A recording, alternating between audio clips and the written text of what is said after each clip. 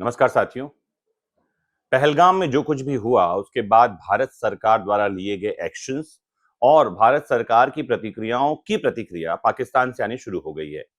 दो अहम फैसले पाकिस्तान ने लिए हैं। पहला, पाकिस्तानी जो वायु सीमा है उसमें इंडियन जो एयरक्राफ्ट्स हैं उनके उड़ान पर रोक लगा दी गई है।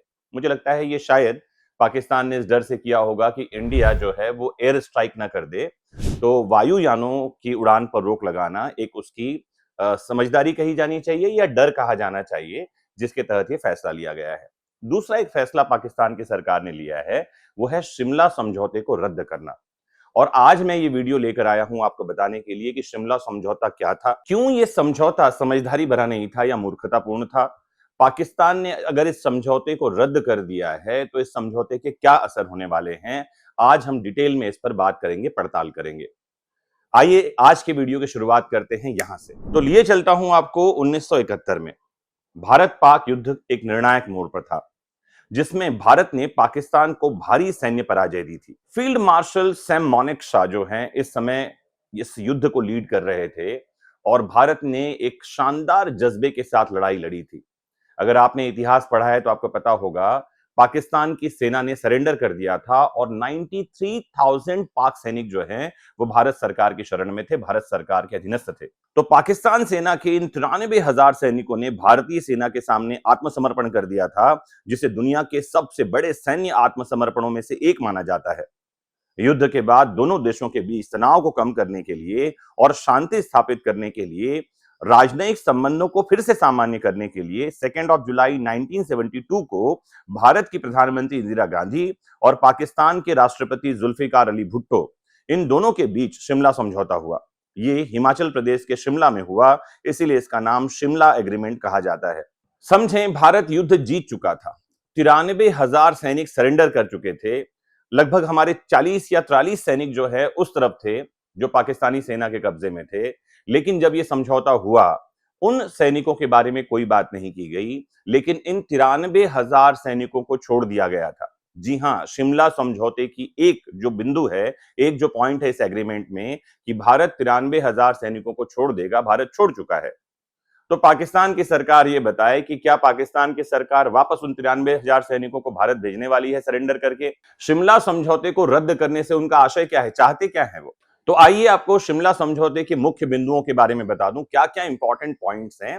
फिर समझेंगे कि पाकिस्तान की सरकार ने जो इसे रद्द कर दिया है, इसके क्या प्रभाव, क्या इंपैक्ट हो सकते हैं भारत और पाकिस्तान दोनों की तरफ से। तो सबसे पहला बिंदु जो मैंने आपको बताया, सैनिकों की वापसी और बंदियों के आदान प्रदान से संबंधित था। भारत ने पाकिस्तान के 93,000 सैनिकों को मानवीय आधार पर वापस लौटा दिया और पाकिस्तान ने बांग्लादेश को मान्यता देने की प्रक्रिया शुरू की। फिर दूसरा, द्विपक्षीय वार्ता का सिद्धांत इस समझौते में अपनाया गया। मतलब भारत और पाकिस्तान जो भी कुछ विवाद हो, विशेष तौर पर जम्मू कश्मीर के विवाद को बाइलेटरल नेगोशिएशंस यानी आपस में बातचीत करके हल करेंगे। किसी तीसरे पक्ष को मध्यस्थ नहीं बनाया जाएगा, ये इसमें लिखा गया। फिर सीमाओं का सम्मान करने की बात हुई। दोनों देश एक दूसरे की क्षेत्रीय जो सीमा है और संप्रभुता का सम्मान करेंगे और बल प्रयोग करके कोई विवाद हल नहीं किया जाएगा, फोर्स का यूज नहीं किया जाएगा, यह भी इसमें लिखा गया। फिर लाइन ऑफ कंट्रोल की बात की गई। 1971 युद्ध के बाद जो नई सैन्य स्थिति बनी थी, उसे एलओसी का दर्जा दिया गया। दोनों देश एलओसी यानी लाइन ऑफ कंट्रोल का सम्मान करेंगे और इसका उल्लंघन नहीं करेंगे, ये बात शिमला समझौते में आई। फिर एक इंपॉर्टेंट बात इसमें आई कि दोनों देश अपने अपने क्षेत्रों से शांति और मित्रता के लिए काम करेंगे और युद्ध को दोहराने से बचेंगे, दोबारा युद्ध नहीं करेंगे। अब पाकिस्तान की सरकार ने जो एक मूर्खतापूर्ण फैसला किया है कि शिमला समझौते को रद्द कर देंगे, इसका नुकसान पाकिस्तान को ही है, क्योंकि इसका मतलब हुआ अब एलओसी यानी जो लाइन ऑफ कंट्रोल है, इसको मानने की जरूरत नहीं रह गई। इसका मतलब यह भी हुआ कि दोनों देश जो हैं वो फोर्स का यूज कर सकते हैं। इसका मतलब यह भी हुआ कि अब जो लाइन ऑफ कंट्रोल या बॉर्डर है उसका सम्मान नहीं किया जाएगा। लेकिन इसमें एक महत्वपूर्ण बात यह थी शिमला समझौते में कि दोनों पक्ष आपसी बातचीत से मामले का निपटारा करेंगे, तीसरे पक्ष को इंटरवीन नहीं करने दिया जाएगा।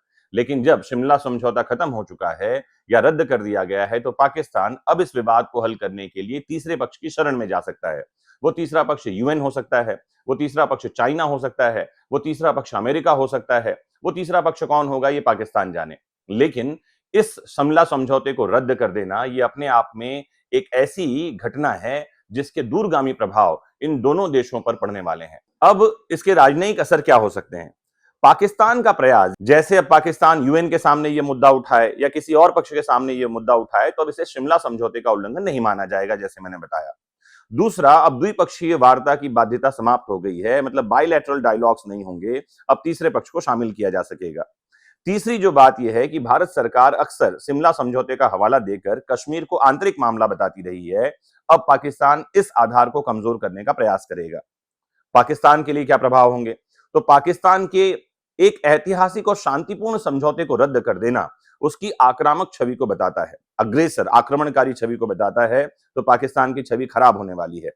तीसरे पक्षी भूमिका की मांग पाकिस्तान अगर करता है, तो संयुक्त राष्ट्र या अन्य देशों की मध्यस्थता अगर पाकिस्तान चाहता है, तो भारत उसे किस तरह से डिनाई करेगा, यह देखना होगा। और एक इंपॉर्टेंट बात है कि भारत के साथ संबंध और अधिक तनावपूर्ण होते चले जाएंगे, क्योंकि शिमला समझौता रद्द हो गया है। अब दोनों देशों के बीच बातचीत की सभी संभावनाएं खत्म हो गई हैं। अब यहां क्या एक्शन होगा, यह देखना जरूरी है, क्योंकि अभी हाल ही में मोदी जी ने भी एक रैली में कहा है कि आतंकवादियों को बख्शा नहीं जाएगा और आतंकवादियों और उनके आकाओं को, साथ ही पाकिस्तान को इसका करारा जवाब दिया जाएगा, ऐसा उन्होंने कहा है। रक्षा मंत्री के भी बयान आए हैं जहां वो कह रहे हैं कि आतंकवादियों को बख्शा नहीं जाएगा। बस नजर इस बात पर रखनी है कि क्या कुछ आगे होने वाला है। मैं देश में घटने वाली घटनाओं के संबंध में कुछ कानूनी मुद्दे, ऐसी ट्रीटीज और समझौते की जानकारी इस चैनल पर आप तक पहुंचाता रहता हूं।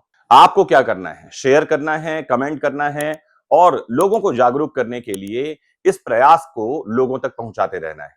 जुड़े रहना है आपको अपने फेवरेट प्लेटफॉर्म वैदिक शिक्षा से। भारतीय होने का परिचय देना है। कमेंट बॉक्स में लिखिए जय हिंद। नमस्कार।